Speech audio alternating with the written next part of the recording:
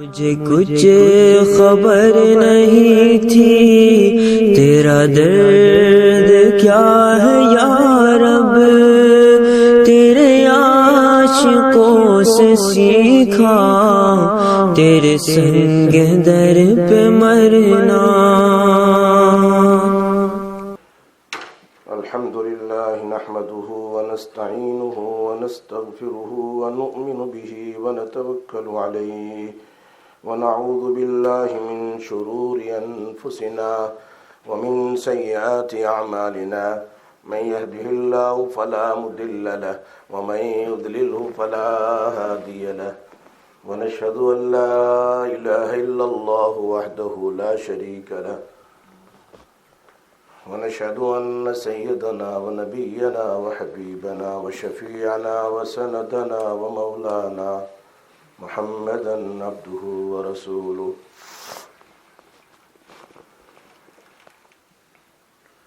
أما بعد فأعوذ بالله من الشيطان الرجيم.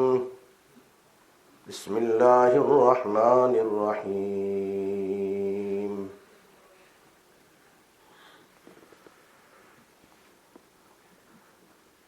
إذا جاء نصر الله والفتح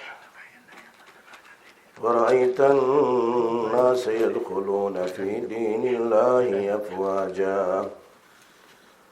فسبح بحمد ربك واستغفره إنه كان توابا.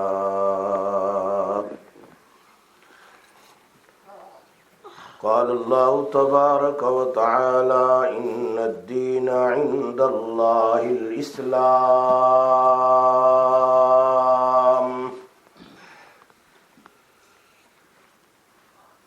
قال النبي صلى الله عليه وسلم لا يؤمن أحدكم حتى أكون هواه تبعا لما جئت به أو كما قال رسول الله صلى الله عليه وسلم.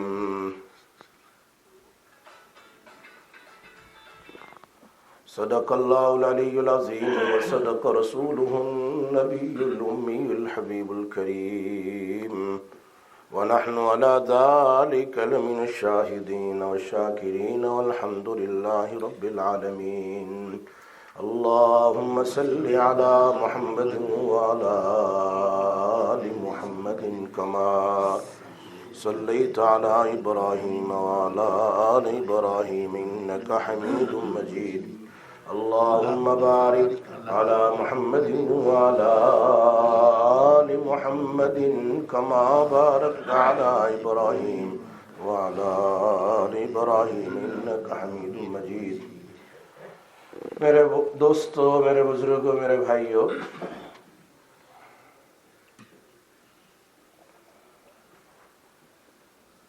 جو سورت میں نے آپ کے سامنے پڑھی، سورۃ النصر، اس سورت میں اللہ نے اپنے آقا نبی اکرم صلی اللہ علیہ وسلم کو 3 نعمتیں سنائی، اور ان 3 نعمتوں کے بعد 3 الگ الگ قسم کے احکام شکر کے طور پر بجا لانے کا حکم فرمایا. اسے معلوم ہوتا ہے جب اللہ کوئی نعمت دے تو اس نعمت پر اللہ کا شکر ادا کرنا چاہیے. قرآن کریم میں اس بات کو اللہ نے واضح طور پر بیان فرمایا، لئن شکرتم لازیدنکم، اگر تم میرا شکر ادا کرو گے تو میں بہت زیادہ دوں گا. وَلَئِن كَفَرْتُمْ إِنَّ عَذَابِي لَشَدِيدٌ، اگر تم ناشکری کرو گے تو میرا عذاب، میری پٹائی بڑی سخت ہے.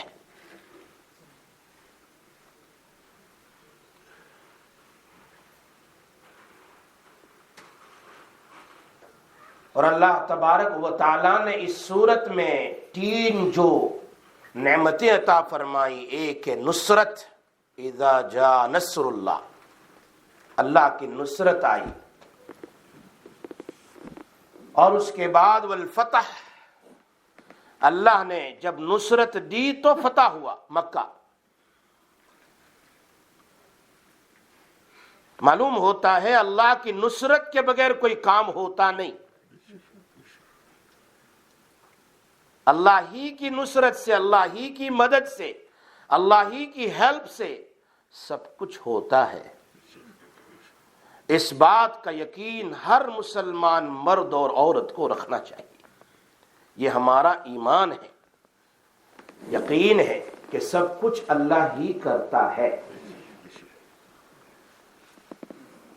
اور تیسری بڑی نعمت وَرَأَيْتَ النَّاسَ يَدْخُلُونَ فِي دِينِ اللَّهِ، تم دیکھو گے میرے نبی لوگوں کو جوک در جوک، گروپ در گروپ اسلام میں انٹر ہو رہے ہیں، مسلمان بن رہے ہیں. اس سے قیامت تک آنے والی اسلامی حکومت اور اسلامی مسلمان مرد اور عورتوں کو اللہ کہہ رہے ہیں پہلے اللہ سے نصرت مانگو، اللہ سے مدد مانگو، اپنی کامیابی کے لیے، اپنے کام کے لیے، اپنے مقصد کے لیے اللہ سے نصرت مانگو.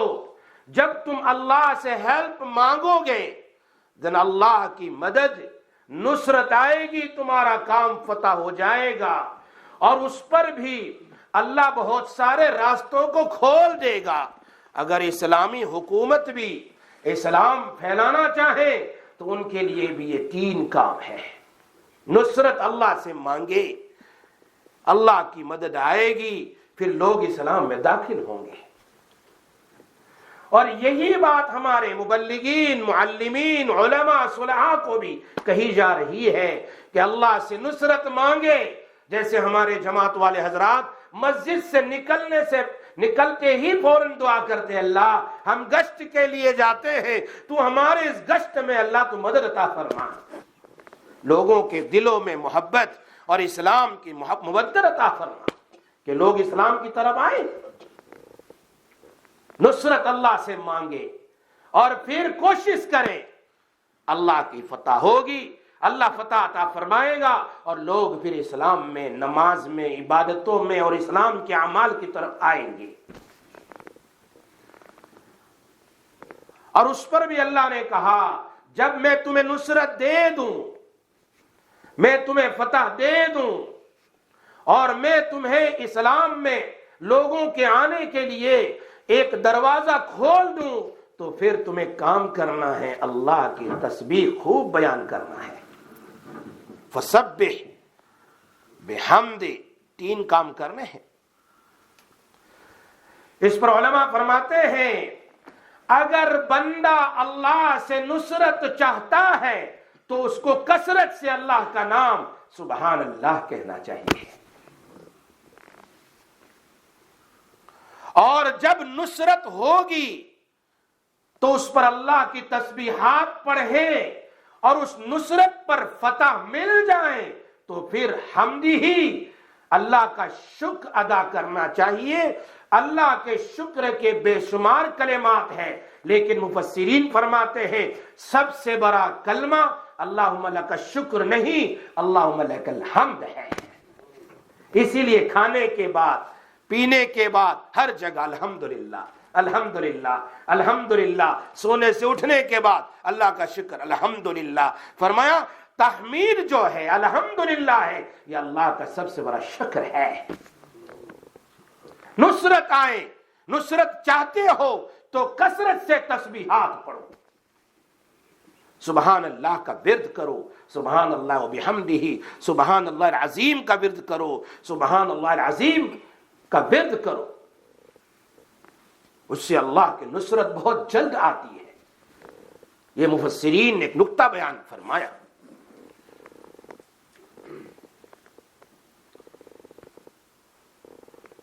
نبی اکرم صلی اللہ علیہ وسلم کو کہا جا رہا ہے تسبیحات پڑھو، اور جب فتح ہو جائے تو اللہ کی حمد کرو، اور جب لوگ تم دیکھیں اسلام میں داخل ہو رہے ہیں تو تکبر نہ کرو، استغفار کرو، واستغفرہ.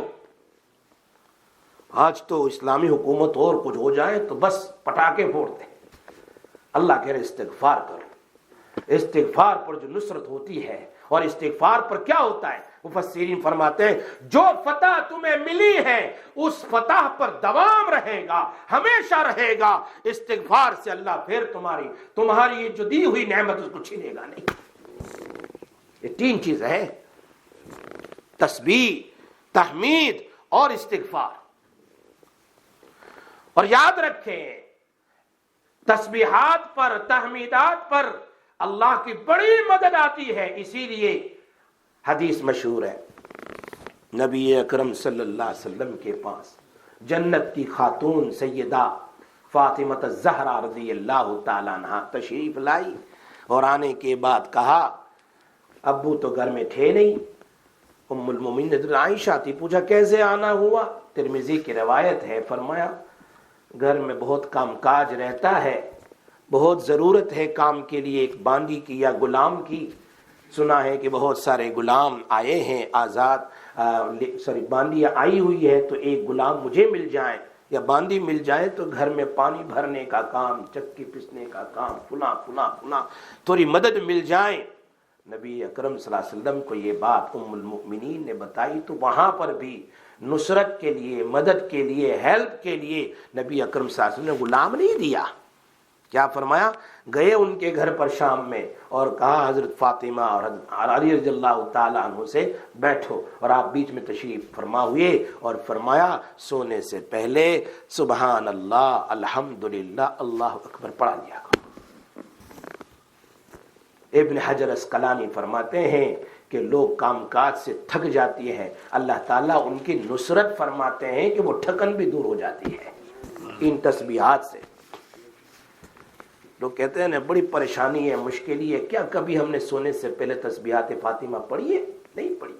میرے نبی صلی اللہ علیہ وسلم نے اپنی لاڈلی بیٹی, جنہیں ملاقات بغیر آپ سفر نہیں فرماتے تھے, واپسی میں جن کی ملاقات بغیر آپ گھر نہیں جاتے تھے, اس لاڈلی بیٹی کو یہ بات بتا رہے ہیں کہ سونے سے پہلے 33 مرتبہ سبحان اللہ, 33 مرتبہ الحمدللہ اور 34 مرتبہ اللہ اکبر پڑھ کر سو جائے. تجربہ کر کے دیکھنا, کتنا ہی دین کا تھکا ہوا ہو, آپ اس کو پڑھ لو, صبح ایسا لگتا ہے کہ کچھ تھکن ہی نہیں, بالکل نارمل ہو میں. یہ تو ایک ظاہر حکمت ہے, ورنہ اس میں اللہ کے یہاں کیا ملے گا؟ اللہ کے نبی نے جو بتایا ہے, سبحان اللہ, دنیا بھی اور قبر بھی اور آخرت بھی. اس حالت میں اگر موت آ جائے تو ایمان پر موت آ گئی, شہادت کی موت. نبی اکرم صلی اللہ علیہ وسلم آخری نبی ہے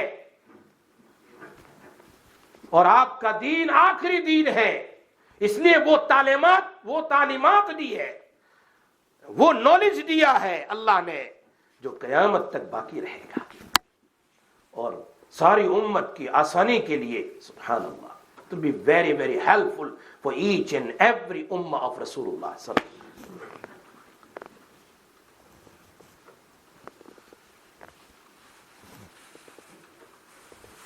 سارے انبیاء علیہ السلام دنیا میں تشریف لائے, ہر نبی کو معجزات دیے گئے, لیکن میرے اور آپ کے آقا جناب رسول اللہ صلی اللہ علیہ وسلم کا معجزات جو ہے, آپ کی جو بینات ہے, وہ سارے انبیاء سے زیادہ واضح ہے, زیادہ کھلے ہیں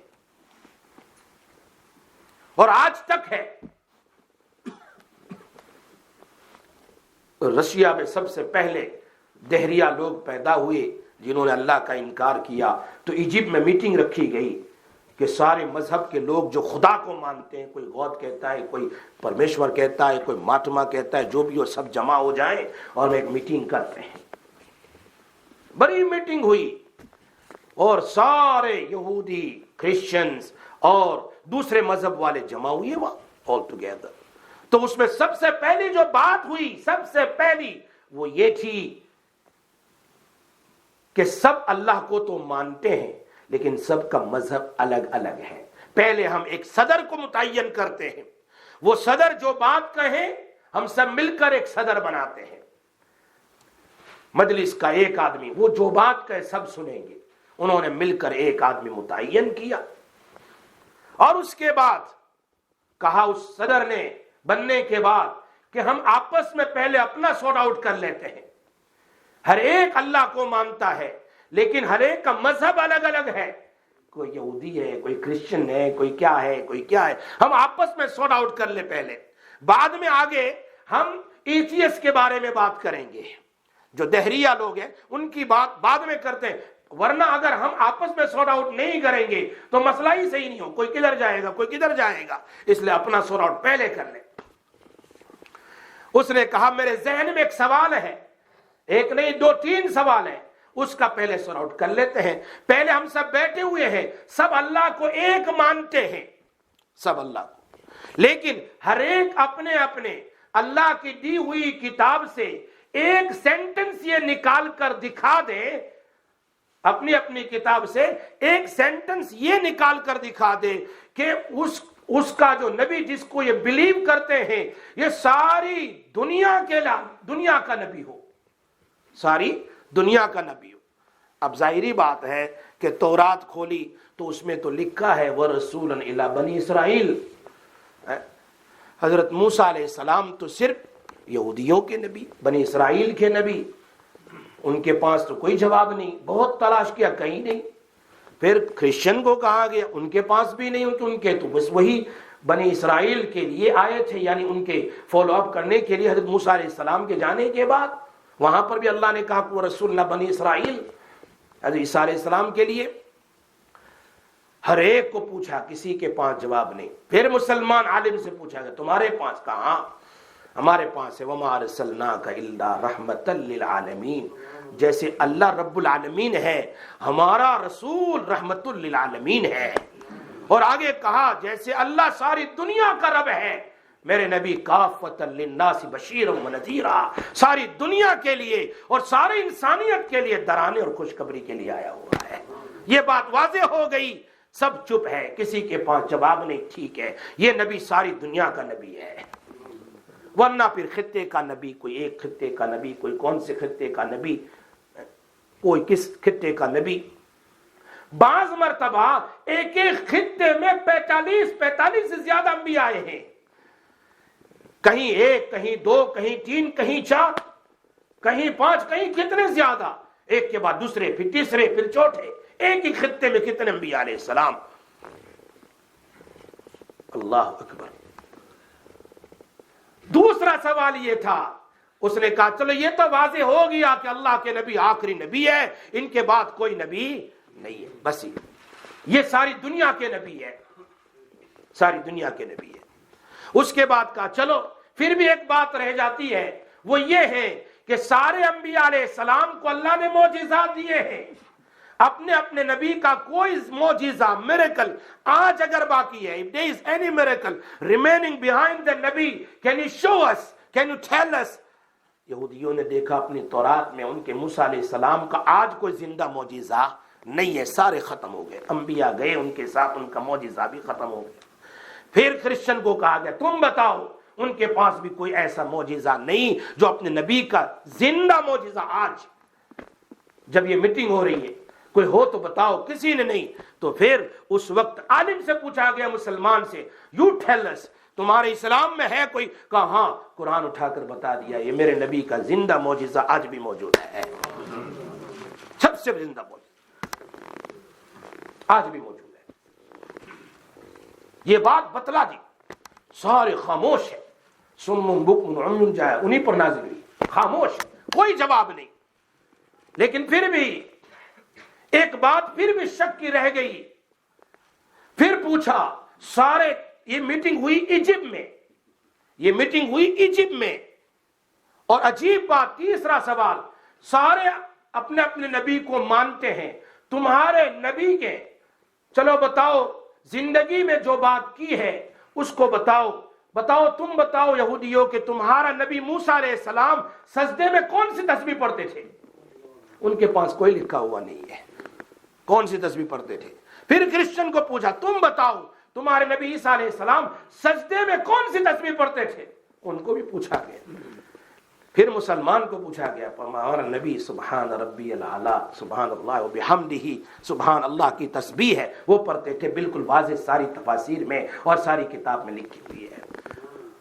انہوں نے کہا کہ یہ کس نے لکھا ہے؟ تمہارے نبی نے لکھا ہے۔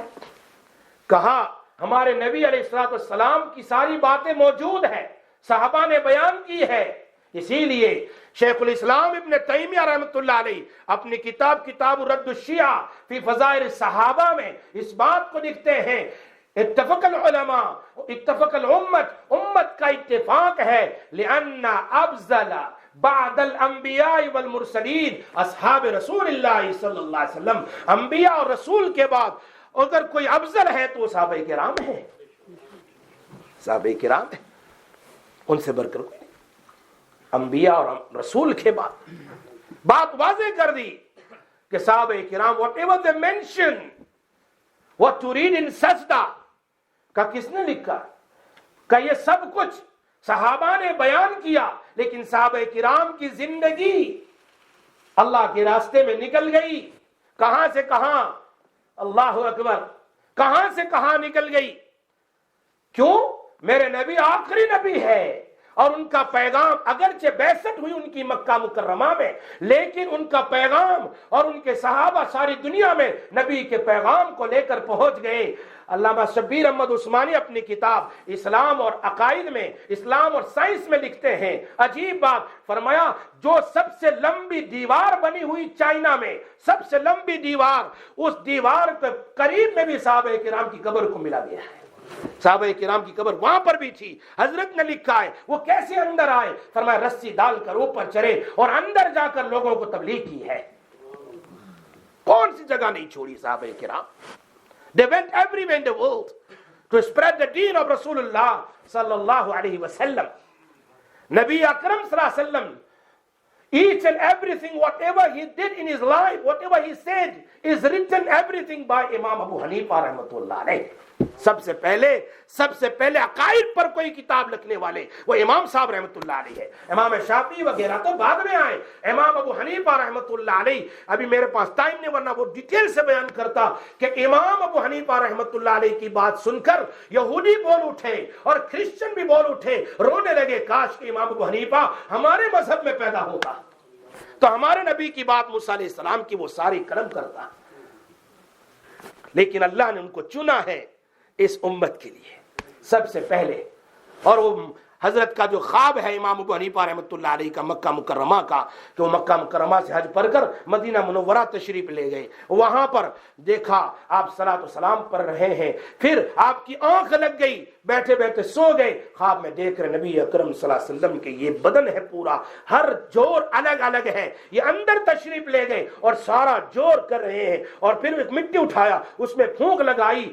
یہ خواب ابن سیرین نے تعبیر اس کی بیان کی، اس زمانے کے ابن سیرین نے کہا یہ خواب امام ابو حنیفہ کا جو کوفہ کے رہنے والے نبی اکرم صلی اللہ علیہ وسلم کی ہر سنت کو، ہر بات کو ایک جگہ لکھ کر جمع کریں گے، اور پھر اس میں پھونک لگانے کا مطلب یہ ہے کہ ان کی یہ کتاب، ان کی یہ بات سنت رسول صلی اللہ علیہ وسلم جو جمع کی ہے ساری دنیا میں پھیل جائے گی۔ امام اعظم تو کہ میں سنا رہا تھا سارے انبیاء علیہ السلام کو معجزات دیے گئے۔ دیکھو آدم علیہ السلام آئے، پھر شیس علیہ السلام آئے، پھر جرزیس علیہ السلام آئے، پھر ادریس علیہ السلام آئے، پھر نوح علیہ السلام، کتنے انبیاء علیہ السلام، ہر ایک کو معجزہ۔ نوح علیہ السلام کی زندگی خود معجزہ ہے۔ 1365 years مفسرین فرماتے ہیں that was the life of نوح علیہ السلام۔ How many years he was living in this world? 1365، سبحان اللہ۔ اور اس میں قرآن کہہ رہا ہے الا 50 عاما، آپ نے تبلیغ کی، spread the deen of Allah for 950 years تک تبلیغ کی ہے۔ ان کی تو زندگی، اور نوح علیہ السلام کی پھر کشتی ایک الگ معجزہ ہے، پھر اس کشتی میں لوگوں کو لے جانا، بچانا، ساری مخلوقات کے جوڑوں کو جمع کر کے لے جانا، یہ ایک الگ معجزات ہے، سبحان اللہ۔ اسی طرح حضرت یوسف علیہ السلام، یونس علیہ السلام، ہر بستی میں، لیکن جناب رسول اللہ صلی اللہ علیہ وسلم کو جو معجزات دیے گئے وہ سارے انبیاء علیہ السلام سے زیادہ ہے۔ آخری نبی ہے نا، آخری نبی ہے۔ اسی لیے اس میٹنگ میں یہ بات ہوئی ایجپٹ میں کہ بتاؤ، ایک کوشچن اور رہ جاتا ہے کہ سارے انبیاء، ساری امت کہہ سکتی ہے کہ ہمارا نبی، اس کے بعد کوئی نبی آ سکتا ہے کوئی تمہارے نبی جنہوں نے یوں کہا ہو کہ میں آخری نبی ہوں؟ موسیٰ علیہ السلام نے نہیں کہا کہ میں آخری نبی ہوں، انہوں نے کہا، عیسیٰ علیہ السلام نے نہیں کہا کہ میں فائنل نبی ہوں۔